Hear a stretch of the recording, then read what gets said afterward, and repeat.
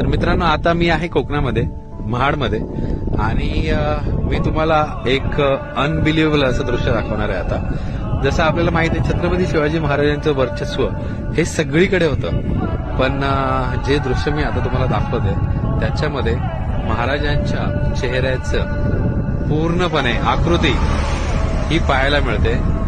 जी समोर पर्वतरांग आहे तिकडे बघा, महाराजांची जिरेटोप, त्याच्यानंतर डोळे, नाक, होठ आणि दाढी, हे सगळं बघा किती हुबेहूब पाहायला मिळते.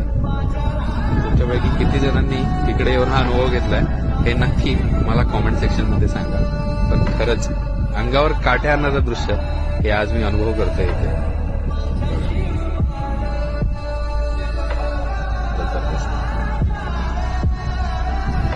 आहे की नाही? म्हणजे महाराजांचं वर्चस्व हे निसर्गामध्येही आहे, हे आपण आज समोरून साक्षात बघत आहोत.